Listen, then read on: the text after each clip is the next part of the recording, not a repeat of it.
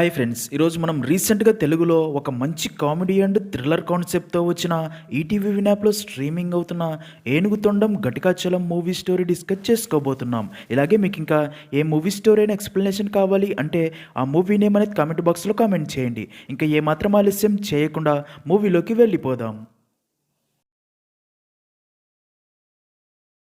Movie start అవ్వగానే మన మూవీలో మెయిన్ క్యారెక్టర్ అయిన ఏనుగుతొండం ఘటికాచలం అనే 64 సంవత్సరాల వ్యక్తిని చూపిస్తారు. ఘటికాచలం ప్రస్తుతం తన జాబ్ నుండి రిటైర్ అయ్యి తనకి నెల నెలా వచ్చే పెన్షన్ డబ్బు 63,000తో జీవిస్తూ ఉంటాడు. ఇంకా ఇక్కడే మనకి ఘటికాచలం ఫ్యామిలీ గురించి చూపిస్తారు.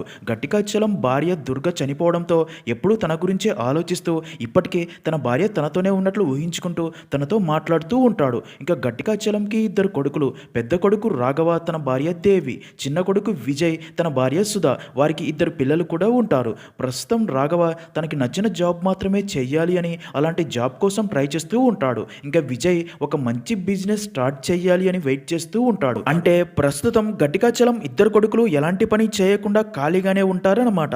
ఇంకా ఇక్కడే మనకు తెలిసే మరొక విషయం ఏంటంటే రాఘవ అండ్ విజయ్ ఎలాంటి జాబ్ చేయకపోయినా తమ ఫ్యామిలీని ఎలా మెయింటైన్ చేస్తూ ఉంటారు అంటే ప్రతి నెల ఘటికాచలం అకౌంట్లో తన పెన్షన్ డబ్బులు 63,000 పడగానే ఘటికాచలం 2 కొడుకులు సమానంగా డబ్బుని తమ అకౌంట్లోకి షేర్ చేసుకుంటూ ఉంటారు. అంటే ఇప్పటికీ కూడా తమ తండ్రి పెన్షన్ డబ్బుతోనే ఎలాంటి పని చేయకుండా హ్యాపీగా జీవిస్తూ ఉంటారు. ఘటికాచలం డబ్బు మొత్తం తీసుకోవడమే కాకుండా కనీసం తను కోరుకునే ఇష్టమైన రుచికరమైన ఫుడ్ కూడా తనకి పెట్టకుండా ఇబ్బంది పెడుతూ ఉంటారు. అయితే ఘటికాచలం దానికి కూడా పెద్దగా ఫీల్ కాడు. కానీ తన కొడుకులు కోడళ్ళు కేవలం తన డబ్బు కోసమే తనతో మాట్లాడడం తప్ప తనతో ప్రేమగా మాట్లాడడం కానీ తనంటూ ఒకడు ఇంట్లో ఉన్నాడు అని పట్టించుకోరు. దాంతో తను ఒంటరి అని ఎప్పుడూ చాలా ఫీల్ అవుతూ ఉంటాడు. సీన్ కట్ చేస్తే ఒక రోజు ఘటికాచలం మార్నింగ్ వాక్కి వెళ్ళి తన భార్య ఇంకా తనతోనే ఉన్నట్లు మాట్లాడడం ఒక పంతులు చూసి తన దగ్గరికి వచ్చి తనతో, ఘటికాచలం గారు, మీ భార్య దుర్గా గారు చనిపోయి చాలా కాలమైంది. దేవుడు మనకిచ్చిన వరం మర్చిపోవడం, అలా అని మీ భార్యని పూర్తిగా మర్చిపోమని చెప్పట్లేదు. తన జ్ఞాపకాలు మీ మనసులో దాచుకోండి. వృద్ధాపంలో ఒంటరితనం అంత నరకం మరొకటి లేదు. అందుకే ఎప్పుడూ మీ కుటుంబాన్ని ఫ్రెండ్స్ని మీ చుట్టూ ఉంచుకోండి. ఏకాంతం అంత మంచిది కాదు అని చెప్పగా అది విన్న ఘటికాచలం కూడా ఆలోచనలో పడతాడు. ఇంకా అదే ఆలోచిస్తూ ఘటికాచలం ఇంటికి రాగా ఆ రోజు మంత్ ఫస్ట్ అవ్వడంతో 2 కొడుకులు తన ఫోన్ తీసుకుని పెన్షన్ డబ్బులు క్రెడిట్ అయ్యాయని చెక్ చేసి డబ్బులు ఇద్దరు షేర్ చేసుకుంటారు. అదంతా చూస్తున్న ఘటికాచలం వారితో, ఇప్పుడంటే నా పెన్షన్ డబ్బులు వస్తున్నాయి కాబట్టి సరిపోయింది. ఒకవేళ నేను చనిపోతే ఎలా బ్రతుకుతారా? కనీసం ఇప్పుడైనా ఏదైనా ఉద్యోగాలు వెతుక్కోండి రాని ఎంత చెప్పినా సరే రాఘవాండు విజయ్ తన మాటలు పట్టించుకోరు. ఇంకా ఇక్కడే మనకి భవానీ అనే ఒక మహిళని చూపిస్తారు. భవానీ ఘటికాచలం ఇంట్లో పని మనిషిగా పనిచేస్తూ ఉంటుంది. అయితే భవానీ వారి ఇంట్లో ఎంత పని చేసినా సరే దేవి అండ్ సుధా మాత్రం తనతో ఆ పని సరిగ్గా చేయలేదు, ఈ పని సరిగ్గా చేయలేదు అని ప్రతి దానికి తనని తిడుతూనే ఉంటారు. కానీ భవానీ మాత్రం అదంతా భరిస్తూ సైలెంట్గా ఉంటుంది. ఇంకా ఇక్కడే మనకు తెలిసే మరొక విషయం ఏంటంటే భవానీకి ఘటికాచలం అంటే గౌరవం ఎక్కువ. ఆ ఇంట్లో ఘటికాచలం పెన్షన్ డబ్బు కోసం తప్ప తనతో ప్రేమగా మాట్లాడేవారు, కనీసం తిన్నావా అని అడిగేవారు లేక బాధపడడం చూస్తున్న భవానీ ఘటికాచలంతో ప్రేమగా మాట్లాడుతూ తను తినాలి అనుకునే ఫుడ్ భవానీ తన ఇంటి దగ్గర చేసుకుని వచ్చి మరీ తనకి పెడుతూ ఉంటుంది. ఇంకా భవానీ తన మీద చూపిస్తున్న ప్రేమకి ఘటికాచలం కూడా ఫిదా అవుతాడు. అందుకే ఒక రోజు తనతో, నువ్వు చాలా మంచిదానివి భవానీ, ఒంటరితనంతో ఉక్కిరి బిక్కిరవుతున్న నాకు చల్లటి చిరుగాలిలా ఇంట్లోకి వచ్చావు. నా పిల్లలు కోడళ్ళకి కూడా నాపై ఇంత శ్రద్ధ ఉంటే బాగుండేది అనగా దానికి భవానీ, మీరేం బాధపడకండి అయ్యగారు, మిమ్మల్ని వాళ్ళు పట్టించుకోకపోయినా సరే మీరేం బాధపడకండి, మీకు నేనున్నా కదా అంటుంది. దానికి ఘటికాచలం, ప్రతి మనిషికి ఒక తోడు ఉండాలి. వృద్ధాప్యంలో ప్రతి మొగాడికి తన భార్య పక్కన ఉండాలి అనిపిస్తుంది. నా పక్కనే తోడుగా ఉంటావా అని అడగ్గా అది విన్న భవానీ మొదట షాక్ అవుతుంది. కానీ తర్వాత ఓకే అని చెప్తుంది. నెక్స్ట్ సీన్లో బాగా ఆలోచించిన ఘటికాచలం ఎవరు ఏమనుకున్నా సరే భవానీని పెళ్లి చేసుకోవాలని ఫిక్స్ అయ్యి అదే విషయం తన కొడుకులు కోడళ్ళకి చెప్తారు. అది విన్న వాళ్ళు షాక్ అయ్యి ఈ వయసులో మళ్ళీ పెళ్లి ఎందుకని అడగ్గా దానికి ఘటికాచలం, మీరందరూ సరిగ్గా ఉండి నన్ను పట్టించుకొని ఉంటే నాకు ఈ ఆలోచన వచ్చేదే కాదు. కానీ ఇప్పుడు మళ్ళీ పెళ్లి చేసుకోవాలని డిసైడ్ అయ్యాను. అయినా నాకు ఈ వయసులో ఒక తోడు కావాలి, ఒక భార్య కావాలి అనగా దానికి విజయ్, భార్య కావాలి అని అమ్మ ప్లేస్లోకి ఎవరినో పెళ్లి చేసుకుని తీసుకొస్తాను అంటే మేము ఒప్పుకోము అంటాడు. దానికి ఘటికాచలం, అసలు మిమ్మల్ని పర్మిషన్ ఎవరు అడిగారా? నేను పెళ్లి చేసుకునేది మీ అమ్మ చోటు భర్తీ చేయడానికి కాదు, నా ఒంటరితనానికి ఒక తోడు కోసమని చెప్తాడు. అది విన్న వాళ్ళు, ఈ వయసులో పెళ్ళంటే అందరూ నవ్వుతారు, అయినా ఈ వయసులో నిన్ను ఎవరు పెళ్లి చేసుకుంటారు అనగా దానికి ఘటికాచలం, చేసుకుంటుందిరా, అన్నీ మాట్లాడుకున్నాం కూడా, నన్ను పెళ్లి చేసుకోబోయే ఆ బంగారు బొమ్మ ఎవరో కాదు మన భవానీని అని చెప్పడంతో అది విన్న అందరూ మైండ్ బ్లాక్ అయ్యి షాక్లో ఉండిపోతారు. ఘట్కాచలం వారితో నేను భవానీని పెళ్లి చేసుకోబోతున్నా, ఇక మీదట తనకి వరుసకి తగ్గ మర్యాద ఇవ్వాలి అని చెప్తాడు. అదంతా చూసిన దేవి రేపటి నుండి ఈ అంట్లు తోమేదాన్ని అత్తయ్య అని పిలవాలా అని కోపంతో రగిలిపోగా విజయ్ ఈ పెళ్ళి అయితే నాన్న పెన్షన్ డబ్బులు మొత్తం ఇదే దొబ్బేస్తుందేమో, అలా జరిగితే మనందరి బ్రతుకులు రోడ్ల మీద పడతాయని భయపడిపోతారు. మరోపక్క ఘట్కాచలం తన బెస్ట్ ఫ్రెండ్ అయిన సదాశివంకి ఫోన్ చేసి విషయమంతా చెప్పి తన పెళ్లికి రమ్మని పిలవగా అది విన్న సదాశివం ఈ వయసులో పెళ్ళంటని మొదట కొంచెం షాక్ అయ్యి పెళ్లికి వస్తాలే అని చెప్తాడు. సీన్ కట్ చేస్తే మరుసటి రోజు ఉదయం పురోహితుడిని ఇంటికి పిలిపించి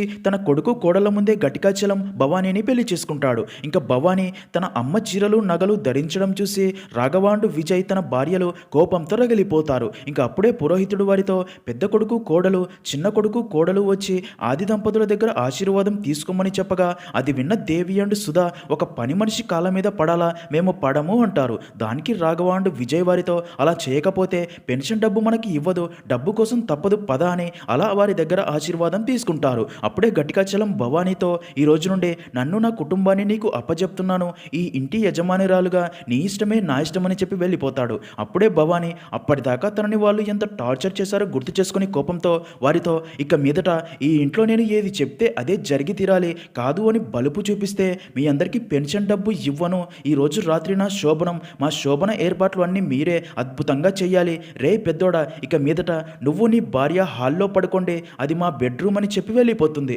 అదంతా విన్న వారికి చాలా కోపం వస్తుంది. కానీ వారికి మరొక ఆప్షన్ లేక భవానీ చెప్పినవన్నీ చేస్తారు. ఇంకా అదే రోజు రాత్రి ఒక పక్క ఘటికాచలం భవానీ శోభనం గదిలోకి వెళ్ళి రొమాన్స్ మొదలు పెట్టగా మరో పక్క అదంతా చూస్తున్న వాళ్ళు కోపంతో రగిలిపోతూ నాన్న చేసిన పనికి తనని చంపేయాలి అనిపిస్తుంది, రేపటి నుండి పెన్షన్ డబ్బుల కోసం దాని ముందు చేతులు చాచి నిలబడాలా, అలా జరగకుండా ఒక మంచి ప్లాన్ ఆలోచించాలి అని అందరూ మాట్లాడుకుంటూ ఉంటారు. ఇంకా బాగా ఆలోచించిన దేవి దాన్నో మావయ్య గారినో చంపితే ఏం లాభం, వచ్చే పెన్షన్ డబ్బు కూడా ఆగిపోతుంది, అందుకే మావయ్య గారి పేరు మీద ఒక మంచి అమౌంట్కి ఇన్సూరెన్స్ చేద్దాం, కొడుకులుగా మీ ఇద్దరిని నామినీస్గా పెడతాం, ఒక మంచి రోజు చూసి ప్లాన్ ప్రకారం మావయ్యని చంపేద్దాం, తర్వాత ఇన్సూరెన్స్ డబ్బు తీసుకుందామని చెప్తుంది. అది విన్న విజయ్ భవానీ భార్య కదా, డబ్బు కోసం తను కూడా కేసు పెడితే ఎలా అంటాడు. దానికి దేవి అందుకే వారి పెళ్లి రిజిస్టర్ అవ్వకుండా చూసుకుందాం, తర్వాత దాన్ని కూడా ఇంట్లో నుండి బయటికి గెంటేద్దాం, ఒకటే దెబ్బకి డబ్బు దక్కుతుంది, దాని పీడ వదులుతుంది అని చెప్తుంది. అది విన్న రాఘవ మాత్రం డబ్బు కోసం నాన్నని చంపేద్దామా,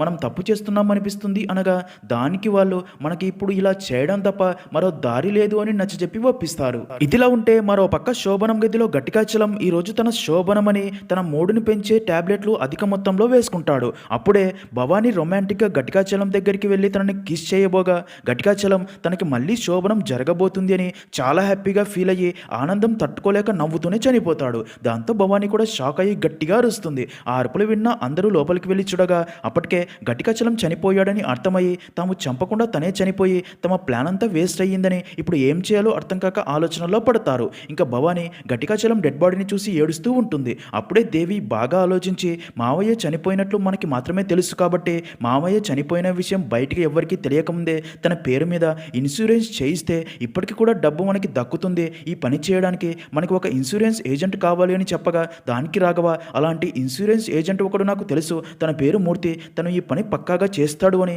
మూర్తికి ఫోన్ చేసి ఇంటికి రమ్మని చెప్తాడు. ఇంకా అదంతా విన్న భవానీ వారి దగ్గరికి వచ్చి చనిపోయిన నా భర్తకి ఇన్సూరెన్స్ చేయించి ఆ డబ్బంతా కొట్టేస్తారా, దీనికి నేను అస్సలు ఒప్పుకోను, ఆ డబ్బులో నాకు కూడా వాటా ఇస్తేనే నేను మీతో చేతులు కలుపుతాను, లేదంటే అయ్యగారు చనిపోయిన విషయం బయటికి వెళ్ళి అందరికీ తెలిసేలా అరిసి చెప్తాను, అప్పుడు డబ్బు ఎవ్వరికీ దక్కదు అని బెదిరించడంతో వారికి ఇష్టం లేకపోయినా సరే మరో దారి లేక భవానీకి కూడా ఇన్సూరెన్స్ డబ్బులో వాటా ఇస్తామని ఓకే చెప్తారు. ఇంకా ఘటికాచలం డెడ్ బాడీ పాడవకుండా ఉండేందుకు ఫ్రిడ్జ్లో పెట్టి విజయ్ అండ్ సుధా తమ పిల్లలకి నిజం తెలియకుండా కొన్ని రోజులు వారిని తమ రిలేటివ్స్ ఇంటికి పంపుతారు. సీన్ కట్ చేస్తే అలా కాసేపటికే ఇన్సూరెన్స్ ఏజెంట్ మూర్తి ఇంటికి రాగా తనకి ఘటికాచలం డెడ్ బాడీ చూపించి జరిగిందంతా చెప్పగా అది విన్న మూర్తి మొదటిసారి ఒక డెడ్ బాడీకి ఇన్సూరెన్స్ చేయబోతున్నా, నా కష్టానికి ప్రతిఫలంగా నాకు కూడా డబ్బులో షేర్ ఇవ్వాలి, ఇంతకీ ఎంత అమౌంట్ ఎక్స్పెక్ట్ చేస్తున్నారని అడగ్గా దానికి వాళ్ళు 4 కోట్లు అని చెప్తారు. అది విన్న మూర్తి ఓకే, ఘటికాచలం గారి ఐడి ప్రూఫ్స్ ఇంకా 2 సంతకాలు కావాలని అడగ్గా దానికి విజయ్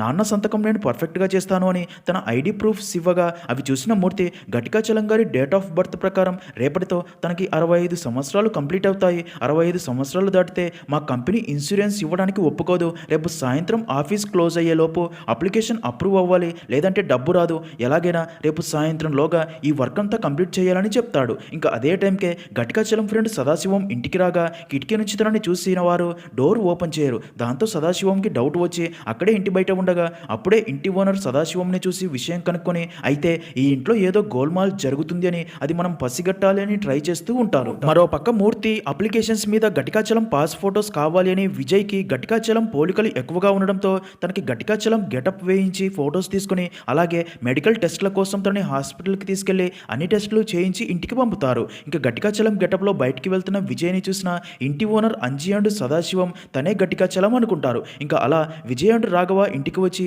దేవి అండ్ సుధాతో మాట్లాడుతూ ఉండగా అప్పుడే సెక్యూరిటీ గార్డ్ నవీన్ ఇంట్లోకి వచ్చి భవానీని గట్టిగా పిలుస్తాడు. నవీన్ని చూసిన భవానీ కూడా బావా అంటూ తన దగ్గరికి వచ్చి హగ్ చేసుకుంటుంది. ఇక్కడే మనకు తెలిసే ఒక విషయం ఏంటంటే భవానీ అండ్ నవీన్ ప్రేమించుకుంటూ త్వరలో పెళ్లి చేసుకోవాలి అనుకుంటూ ఉంటారు. అయితే భవానీ బర్త్డే రోజు నవీన్ ఒక పెద్ద బేకరీ షాప్కి వెళ్ళి కేక్ మీద భవానీ ఫోటో ప్రింట్ చేసి ఇవ్వమనగా వారు ఒక మేక ఫోటో ప్రింట్ చేసి ఉంటారు. దాంతో నవీన్కి కోపం వచ్చి ఆ బేకరీ షాప్ తగలబెట్టడంతో పోలీసులు నవీన్ని అరెస్ట్ చేసి ఉంటారు. ఇంకా భవానీ తనకి తెలిసిన లాయర్తో మాట్లాడగా నవీన్ని బెయిల్ మీద బయటికి తీసుకురావాలి అంటే అధిక మొత్తంలో డబ్బు ఖర్చు అవుతుంది అని చెప్పి ఉంటాడు. కానీ భవానీ దగ్గర అంత డబ్బు ఉండదు. అప్పుడే ఒక ప్లాన్ ఆలోచించి ఘటికాచలం పెన్షన్ డబ్బుల గురించి తెలిసి తనతో ప్రేమగా ఉంటూ తనని ట్రాప్ చేసి పెళ్లి చేసుకుని ఉంటుంది. తర్వాత తన ద్వారా డబ్బు లాగాలి అని ప్లాన్ వేయగా ఘటికాచలం ఫస్ట్ నైట్ రోజే చనిపోయి ఉంటాడు. ఇంకా భవానీ ఇప్పుడు నవీన్తో ఏంటి బావా జైలు నుండి తప్పించుకుని వచ్చేసావా, నేను బెయిల్కి డబ్బు కోసమని అక్కడ జరిగిందంతా తనకి చెప్తుంది. అదంతా విన్న నవీన్ అయితే నువ్వే వాడి పెళ్ళానివి కదా, అందరికంటే ఎక్కువ వాటా నీకే రావాలి కదా అని వారి దగ్గరికి రాగా తనని చూసిన వాళ్ళు భవానీ ఎవరితను అని అడగ్గా దానికి నవీన్ నేను భవానీ బావని, మీ ప్లాన్ అంతా నాకు తెలిసిపోయింది, ఈ విషయం నేను ఇప్పుడు ఎవరికీ చెప్పకూడదు అంటే ఇందులో నాకు కూడా వాటా రావాల్సిందే అని బెదిరిస్తాడు. అది విన్న దేవి సరే నీకు కూడా వాటా ఇస్తాం కానీ ఇక ఈ ఇంట్లోకి ఎవరు రాకుండా ఈ నిజం ఎవరికీ తెలియకుండా చూడు అని చెప్తారు. అప్పుడే మూర్తికి ఫోన్ చేసి మరొక కొత్త పార్ట్నర్ యాడ్ అయ్యాడు, ఇన్సూరెన్స్ డబ్బుని 5 కోట్లు చేయమని చెప్తుంది. అయితే అదే టైంకే జైలు నుండి పారిపోయి వచ్చిన నవీన్ ఫోన్ని ట్రేస్ చేస్తూ ఎస్ఐ చలం అక్కడికి రాగా తనని చూసిన అందరూ ఫుల్గా భయపడిపోతారు. నవీన్ అండ్ భవానీ వేరే రూమ్లోకి వెళ్ళి దాక్కొని నవీన్ తన ఫోన్ని కూడా స్విచ్ ఆఫ్ చేస్తాడు. ఎస్ఐ వారికి నవీన్ ఫోటో చూపించి తను ఇక్కడికి వచ్చాడా అని అడగ్గా దానికి వాళ్ళు రాలేదు అని చెప్తారు. ఇంకా నవీన్ కూడా తన ఫోన్ స్విచ్ ఆఫ్ చేసి ఉండడంతో తనని ట్రేస్ చేయలేక తను మీకు కనిపిస్తే నాకు ఇన్ఫార్మ్ చేయండి, తను జైలు నుండి పారిపోయి వచ్చాడు అని చెప్పి ఎస్ఐ చలం అక్కడ నుండి వెళ్ళిపోతాడు. ఇంకా అదంతా ఇంటిపై నుండి చూస్తున్న ఇంటి ఓనర్ అంజీ అండ్ సదాశివం ఆ ఇంట్లో ఏదో జరుగుతుంది తెలుసుకోవాలి అని ఇంట్లో ఉన్న వారిని బయటికి రప్పించాలి అని ఆ ఇంటి పవర్ మెయిన్ స్విచ్ ని ఆన్ ఆఫ్ చేస్తూ వారిని ఇబ్బంది పెడుతూ ఉంటారు. సీన్ కట్ చేస్తే అలా కాసేపటికే పెన్షన్ ఇన్స్పెక్టర్ అయిన శర్మ ఘటికాచలం బ్రతికి ఉన్నాడో లేదో చెక్ చేయాలి అని ఇంటికి రాగా విజయ్ మళ్ళీ ఘటికాచలం లాగా రెడీ అయ్యి శర్మతో మాట్లాడతాడు. శర్మ అప్లికేషన్స్లో ఉన్న ఘటికాచలం ఫోటో అండ్ డీటెయిల్స్ అన్నీ తనని అడిగి తనతో సంతకాలు తీసుకుని అలాగే బయోమెట్రిక్ ద్వారా ఫింగర్ ప్రింట్స్ కూడా తీసుకోవాలి అని చెప్పడంతో అది విన్న అందరూ షాక్ అవుతారు. ఎందుకు అంటే ఘటికాచలం చనిపోయాడని నిజం ఎక్కడ తెలిసిపోతుందో అని. కానీ అదే టైంకే ఇంటి ఓనర్ అంజీ అండ్ సదాశివం ఇంట్లో పవర్ తీయడంతో రాఘవ వెంటనే ఫ్రిడ్జ్లో ఉన్న ఘటికాచలం ఫింగర్ ప్రింట్స్ తీసుకుని శర్మకి ఇస్తాడు. దాంతో శర్మ అక్కడ నుండి వెళ్ళిపోతాడు. ఇదిలా ఉంటే మరో పక్క మూర్తి ఇన్సూరెన్స్ కంపెనీ మేనేజర్ అయిన నాగభూషణం దగ్గరికి వెళ్ళి కొత్త పాలసీ ఒకటి తెచ్చాను సార్ అని ఘటికాచలం అప్లికేషన్ ఇచ్చి సంతకం పెట్టి అప్రూవ్ చేయమనగా అప్లికేషన్ చూసిన నాగభూషణం రేపటితో 65 సంవత్సరాలు పూర్తయ్యే వ్యక్తికి ఇన్సూరెన్స్ ఏంటయ్యా, ఇప్పటికే ఇలాంటి పాలసీలు చాలా అప్రూవ్ చేసి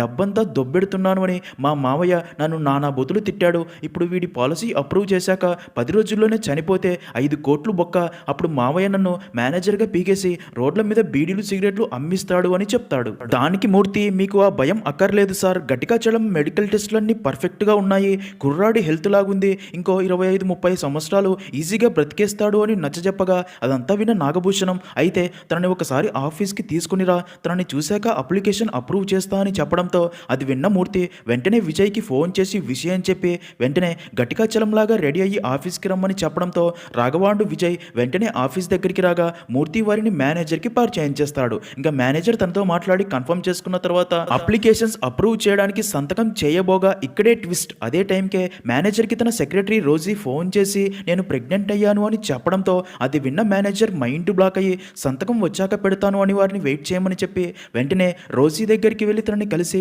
ఈ విషయం మా మావయ్యకి తెలిస్తే నన్ను చంపేస్తాడు అంటాడు. నిజానికి మేనేజర్ రోసీతో అఫేర్లో ఉంటాడు. తనని అబార్షన్ చేయించుకోమని చెప్పగా దానికి రోసీ అబార్షన్ చేయించుకుంటాను కానీ నాకు మీరు ₹1 రూపాయలు ఇవ్వండి, లేదంటే మన అఫేర్ గురించి మీ మావయ్యకి చెప్తాను అని బ్లాక్మెయిల్ చేయడంతో అది విన్న మేనేజర్ షాక్ అయ్యి తనకి మరో దారి లేక ఓకే అని చెప్పి 2 రోజులు టైం ఇవ్వు, డబ్బు ఇస్తాను అని చెప్పి అక్కడ నుండి తిరిగి వచ్చేస్తాడు. కానీ నిజానికి తన దగ్గర అంత డబ్బు ఉండదు. డబ్బు ఎలా అరేంజ్ చేయాలో అర్థం కాదు. ఇంకా మేనేజర్ మళ్ళీ ఆఫీస్కి రాగా మూర్తి అప్లికేషన్స్ మేనేజర్కి ఇచ్చి సంతకం పెట్టమనగా మేనేజర్ అప్లికేషన్స్ పై సంతకం పెట్టి అప్రూవ్ చేయగా వారు అక్కడ నుండి వెళ్ళిపోతారు. నెక్స్ట్ సీన్ లో విజయ్కి గట్టికాచలం లాగా మేకప్ వేసే సీను వాటర్ తాగాలని ఫ్రిడ్జ్ ఓపెన్ చేసి అందులో ఉన్న గట్టికాచలం డెడ్ బాడీ చూసి షాక్ అయ్యి ఫ్రిడ్జ్ లో శవం ఉంది అని గట్టిగా అరుస్తాడు. వాళ్ళు అరవకు అని ఎంత చెప్పినా సరే సీను వారి మాటలు వినకపోవడంతో నవీన్ రాడ్తో సీను తలపై కొట్టగానే స్లో కోల్పోతాడు. తనని ఒక రూమ్ లో పడుకోబెడతారు. ఇంకా అలా 4 రోజులు గడిచిపోతాయి.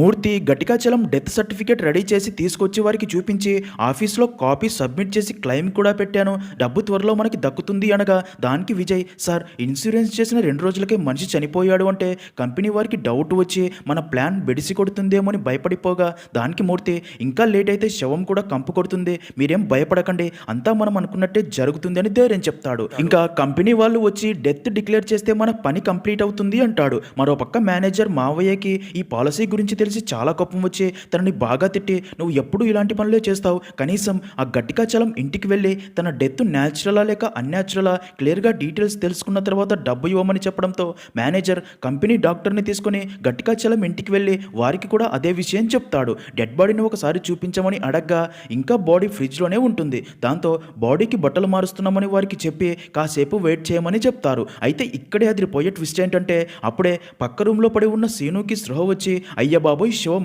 గట్టికాచలంని చంపి బాడీని ఫ్రిడ్జ్లో పెట్టారు అని గట్టిగా అరుస్తూ బయటకు వస్తాడు. అది విన్న మేనేజర్ కూడా షాక్ అవ్వగా నవీన్ మళ్ళీ సీను తలపై కొట్టడంతో స్లో కోల్పోతాడు. అప్పుడే మేనేజర్కి డౌట్ వచ్చి ఫ్రిడ్జ్ ఓపెన్ చేసి డెడ్ బాడీ చూసి షాక్ అవ్వగా డాక్టర్ బాడీని చెక్ చేసి ఇతను చనిపోయి 4 రోజులైంది అని చెప్పడంతో చనిపోయిన బాడీకి ఇన్సూరెన్స్ చేయించి డబ్బు కొట్టేయాలని చూశారు అని వారి ప్లాన్ అంతా మేనేజర్కి అర్థమవుతుంది. అయితే బాగా ఆలోచించిన మేనేజర్కి రోసీకి ఇవ్వడానికి తనకి కూడా ఇప్పుడు డబ్బు అవసరం కాబట్టి ఒక ప్లాన్ ఆలోచించి మీ నాన్నని మీరే చంపేశారో లేక తనే చచ్చాడో నాకు అనవసరం, మీరు చేసిన ఫ్రాడ్కి మీకు వచ్చే డబ్బు కూడా రాదు, అలాగే జైలు శిక్ష కూడా పడుతుంది, కానీ 5 కోట్లలో 50% నాకు ఇస్తే మిగతా డబ్బు మీకు వచ్చేలా చేస్తా, ఈ డీల్ మీకు ఓకే అయితే చెప్పండి అనగా అది విన్న అందరూ షాక్ అయ్యి చచ్చినోడి పెళ్లికి వచ్చిందే కట్నమని మరో దారి లేక ఆ డీల్కి ఓకే చెప్పడంతో మేనేజర్ డెత్ క్లెయిమ్ ప్రాసెస్ చేసి పేపర్స్పై సంతకం పెట్టబోగా ఇక్కడే అదిరిపోయే ట్విస్ట్ ఏంటంటే చనిపోయిన గట్టికాచలం బ్రతికి ఫ్రిడ్జ్ నుండి బయటికి వచ్చి శోభనం గదిలో ఉండాల్సిన నేను ఫ్రిడ్జ్లో ఉన్నానేంటి అని భవానీని అడుగుతాడు. తనని చూసిన అందరూ షాక్లో ఉండిపోతారు. అప్పుడే రాఘవతనతో నాన్న 4 రోజుల క్రితం నువ్వు చనిపోయావు నాన్న, మళ్ళీ ఇప్పుడు మిరాకిల్గా బ్రతికావని చెప్తాడు. అదంతా చూసిన డాక్టర్ గట్టికాచలంతో మీరు రాంగ్గా ఏదో మెడిసిన్స్ ఎక్కువ మోతాదులో వాడటం వల్ల మీ బీపీ పెరిగిపోయి మీరు కోమాలోకి వెళ్ళిపోయి ఉండాలి, దాంతో ఆర్గాన్స్ అన్నీ ఆగిపోకుండా సస్పెండెడ్ యానిమేషన్లోకి వెళ్ళిపోయి ఆర్గాన్స్ అండ్ బ్రెయిన్ చావలేదు, అలాగని పని చేయడం లేదు, ఈ వచ్చిపోయే కరెంట్ ఫ్రిడ్జ్ని ఎక్కువగా కూలింగ్ అవ్వకుండా ఆపటం వల్ల మీ బాడీ ఫ్రీజ్ కూడా అవ్వలేదు, ఆర్గాన్స్ ఫంక్షన్స్ మళ్ళీ స్టార్ట్ చేసేసరికి మిరాకిల్గా మీరు బ్రతికారు అని ఇలాంటి కేసు ఇంతకుముందు కూడా ఒకటి చూశాను అని చెప్తాడు. అదంతా విన్న మేనేజర్ అందరినీ పక్కకి తీసుకుని వెళ్ళి మ్యాటర్ సింపుల్గా అయిపోయి డబ్బు చేతికి వస్తుంది అనుకునే సమయానికి చనిపోయాడు అనుకున్నవాడు బ్రతికాడు, ఇంకా డబ్బు గురించి అందరూ మర్చిపోండి అంటాడు. అది విన్న దేవి మనకి డబ్బు రాకపోవడానికి కారణం ఆయన బ్రతకడమే కదా, ఆయన నిజంగానే చనిపోతే మనకి ఇప్పుడు డబ్బు చాలా అవసరం, తనని చంపేద్దాం అంటుంది. అందరికీ డబ్బు అవసరం కాబట్టి దేవి ప్లాన్కి ఓకే చెప్తారు. అలా గట్టికాచలం దగ్గరికి వెళ్ళి జరిగిందంతా చెప్పి